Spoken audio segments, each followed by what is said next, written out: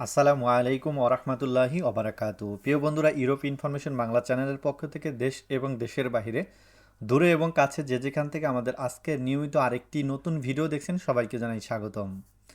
প্রিয় বন্ধুরা, অনেক ব্যস্ত থাকার কারণে আপনাদেরকে নিয়মিত আমরা ভিডিও প্রোভাইড করতে পারিনি। আজকে চলে আসলাম পোল্যান্ডের আরেকটি বিষয় নিয়ে। আমি মোহাম্মদ জামাল হোসেন, পোল্যান্ড থেকে। বরাবরের মতো আপনাদেরকে আমরা নতুন কোনো ইনফরমেশন প্রোভাইড করার চেষ্টা করি। প্রত্যেকটি ভিডিওতে আমাদের থাকে কোনো না কোনো নতুন ইনফরমেশন পোল্যান্ড সম্পর্কে। আমি পোল্যান্ডের ফেক পারমিট নিয়ে ভিডিও করার কারণে আমাকে অনেকেই ফেক পারমিটের বা অরিজিনাল পারমিটে অনেকে আমাকে ছবি দিয়েছে যে ভাই এই পারমিটটা অরিজিনাল না ফেক। তো অনেকের পারমিটে আমরা চেক করে আপনাদেরকে ইতিমধ্যে বলেই দিয়েছি এবং কিছু কিছু পারমিট পেয়েছি অলরেডি ফেক, সেগুলো আমরা পর্যায়ক্রমে আপনাদেরকে ভিডিও দেব পার্ট আকারে। যেহেতু আমি প্রথমে একটি ভিডিও দিয়েছিলাম পার্ট 1 এবং দ্বিতীয়ত আরেকটা ভিডিও দিয়েছিলাম পার্ট 2। এইরকম করে আমরা আপনাদেরকে পার্ট বাই পার্ট আপনাদেরকে ভিডিও দেব। এখন আমি প্রায় 5 দিন যাবৎ আপনাদেরকে কোনো ভিডিও দিচ্ছি না, তার মানে কি আমি হারাই গেছি? এরকম না।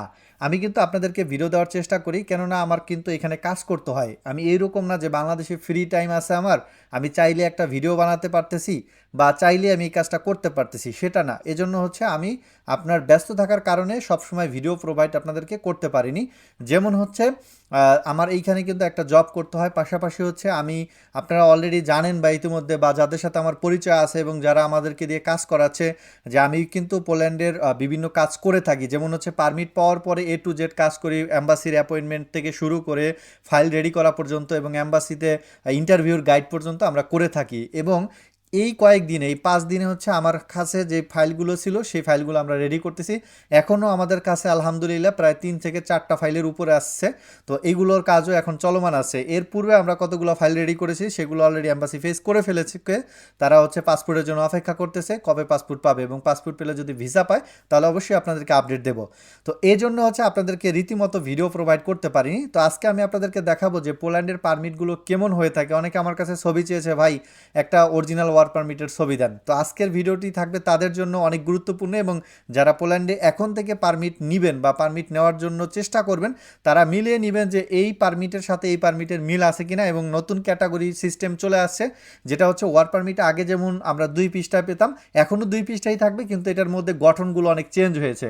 আগে যেমন ওয়ার্ক পারমিটে কোনো ধরনের আপনার পাসপোর্ট নাম্বার থাকতো না, এইগুলো দেখতাম আমরা, ডেট অফ বার্থ থাকতো, নাম থাকতো, কিন্তু এখন কিন্তু পাসপোর্টের নাম্বার ইনক্লুডেড করা হয়েছে। আমরা চলে যাচ্ছি কম্পিউটার স্ক্রিন আপনাদেরকে দেখানোর জন্য। কম্পিউটারের স্ক্রিনে দেখতে পাচ্ছেন যে আমার সামনে একটি পারমিট ওপেন করা হয়েছে। এইখানে আপনারা সবসময় খেয়াল রাখবেন যে এইখানে যে আইডেন্টিফিকেটর যে নাম্বারটি থাকে সেটি অটোমেটিক সিস্টেম থেকে জেনারেট হয় পোল্যান্ড থেকে। তো এইখানে একটা নাম্বার পাবেন মূলত এইরকম, এবং এইখানে লাস্টে যেই সংখ্যাগুলো থাকে সেইগুলো সাধারণত আপনার ওই ইমিগ্রেশনের নাম্বার, এবং যেই ইমিগ্রেশনে বা যেই সিটিতে আপনার পারমিটটি উত্তোলন করা হয়েছে। তো এরপরে পাবেন জাজবুলোনিয়া লেখাটা একবার প্রথমেই পাবেন উপরে, এটা পলিশ ভাষায়। তারপরে কিছু লেখা পাবেন পোল্যান্ডে গণপাবলিক অফ পোল্যান্ড, এরকম লেখা আছে। এরপরে পারমিটের আবার নাম্বার থাকবে, এই নাম্বারের সাথে আপনার উপরের নাম্বার মিল পাবেন। এরপর আসি যে গঠনটা চেঞ্জ হয়েছে সেই ইনফরমেশনগুলো আপনাদেরকে প্রোভাইড করি। এখন যারা পারমিটের জন্য আবেদন করেছে 2026 সালের মার্চ মাস থেকে বা মার্চের আগে, ফেব্রুয়ারি অথবা জানুয়ারি থেকে যারা আবেদন করেছে, তাদের পারমিটগুলো সাধারণত এইরকম হবে। অনেকে হয়তো ভয় পেতে পারেন যে আমার পারমিট তো 2 পৃষ্ঠা না, বা সিল নাই, স্বাক্ষর নাই, এগুলো কি ফেক? না, পারমিট যে সিল স্বাক্ষর থাকতে হবে এরকম কোনো বিষয় না। ইলেকট্রিক পদপিচানে বর্তমানে রয়েছে, যেটি আপনার অটোমেটিক স্বাক্ষর করা, যার কারণে আপনার কোনো ধরনের স্বাক্ষর আসবে না। তো আমরা এখানে যে পরিবর্তনটা দেখতে পেয়েছি সেই পরিবর্তনটা আপনাদেরকে একটু শেয়ার করি। দেখতে পাচ্ছেন যে এখানে একটা নাম আছে, তারপরে এইখানে যেই লেখাটা আছে, এই লেখাটা যে সে কোন দেশি। তো সে যে বাংলাদেশি হলে বাংলাদেশি, এবং এখানে দেখেন বাংলাদেশ বানানটা কিন্তু সাধারণত আমাদের বাংলাদেশের মতো না, এখানে SZ ব্যবহার করা হয়েছে। পোল্যান্ডের সিস্টেমে এই রকম। এবং এইখানে আপনার যে জন্ম তারিখ, আপনার যে জন্ম তারিখ সেটা আগে ছিল, এখনও আছে, সেই জন্ম তারিখটা এখানে উল্লেখ আছে। এবং এই অপশনটা কিন্তু এখন বর্তমানে বাড়তি দেওয়া হয়েছে, আমরা একটু দেখতে পাচ্ছি। দেখেন এইখানে দেওয়া আছে ডকুমেন্ট নাম্বারটা। সেই ডকুমেন্ট নাম্বারটা পাসপোর্টের সিরিয়াল নাম্বার, যেটা পাসপোর্ট নাম্বার আমরা বলে থাকি, সেই পাসপোর্টের নাম্বারটা। এবং পাসপোর্টের নাম্বারের পরে আপনার পাসপোর্টের মেয়াদের একটা বিষয় থাকে, সেই বিষয়টা এখানে ইনক্লুডেড করা আছে। আপনারা কিন্তু পূর্বের যে ওয়ার্ক পারমিটগুলো সেটি আপনারা দেখবেন যে আপনাদের ওই ওয়ার্ক পারমিটের মধ্যে কোনো ধরনের পাসপোর্টের নাম্বার নেই এবং পাসপোর্টের মেয়াদ শেষ কত তারিখ থেকে ইস্যু হয়েছে এবং কত তারিখে শেষ হবে সেই বিষয়টাও কিন্তু এখানে উল্লেখ নেই। আপনি পূর্বের পাসপোর্টগুলো আপনারা বা পূর্বের ওয়ার্ক পারমিটগুলো দেখবেন, আপনারা দেখলে এটা ক্লিয়ার হয়ে যাবেন।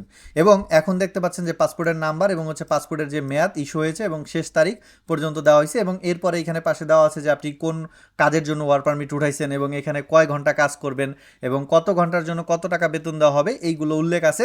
এবং লাস্টে যে বিষয়টা আছে সেটা হচ্ছে যে কত তারিখ থেকে পারমিটটি ইস্যু হবে এবং কত তারিখে পারমিটের মেয়াদ শেষ হবে। এরপরে আসি যখন আমরা এই পর্যন্ত কিন্তু আমাদের পারমিটের মেয়াদ শেষ হইতো এক পৃষ্ঠার মধ্যে কমপ্লিট হয়ে যেত। তারপরে যে বিষয়টা থাকে দ্বিতীয় পৃষ্ঠায় নিয়ম থাকে, পোল্যান্ডের যে রুলস সেই রুলসগুলো থাকে এবং কত টাকা দিয়ে পারমিটের অ্যাপ্লাই করা হয় সেই বিষয়গুলো এখানে উল্লেখ থাকে। সো এইটা কিন্তু দ্বিতীয় পৃষ্ঠায় থাকতো, এটা কিন্তু প্রথম পৃষ্ঠায় থাকতো না, কিন্তু এখন কিন্তু চলে আসছে প্রথম পৃষ্ঠার মধ্যে। এটা পোল্যান্ডের পিডিএফ যে সিস্টেমটা এই সিস্টেমের মধ্যে চলে আসছে। আবার এবং আরও বাকি অংশ কিন্তু আপনার এই নিচের দিকে দ্বিতীয় পৃষ্ঠা আছে, এখানে কিন্তু কোনো ধরনের সিল স্বাক্ষর কিছুই নেই।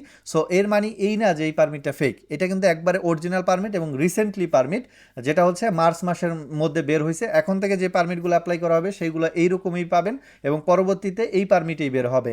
এবং আপনারা আরও কিছু বিষয় আপনাদের সাথে আমরা শেয়ার করি যে একটা পারমিট উঠাইতে কত টাকা খরচ হয়। আপনারা অনেকে আমাদেরকে বলেছিলেন যে একটা পারমিটে অ্যাপ্লাই করলে কত জলতি আমাদের খরচ হয়।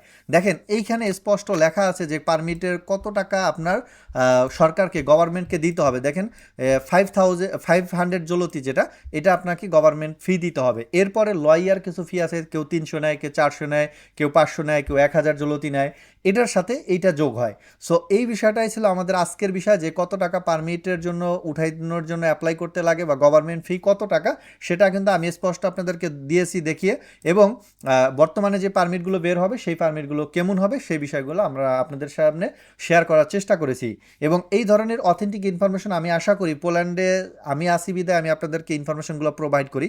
আমি ব্যতীত অন্য কেউ নাই যে আপনাদেরকে এরকম ইনফরমেশনগুলো প্রোভাইড করবে, কারণ এই ধরনের ইনফরমেশন কেউই প্রোভাইড করে না। সো আমরা অনেক ব্যস্ত থাকি এই কারণে যে আমাদের মানুষের ফাইলগুলো রেডি করতে হয়। যদি আপনারা আমাদের দিয়ে ফাইল রেডি করেন তাহলে অবশ্যই আমাদের স্ক্রিনে থাকা নাম্বারে যোগাযোগ করতে পারেন। আজকের ভিডিও আমরা এখানেই শেষ করছি, পরবর্তী ভিডিওতে দেখা হবে পোল্যান্ডের নতুন কোনো বিষয় নিয়ে, নতুন কোনো খবর নিয়ে। আল্লাহ হাফেজ, আসসালামু আলাইকুম ওয়া রাহমাতুল্লাহি ওয়া বারাকাতুহু।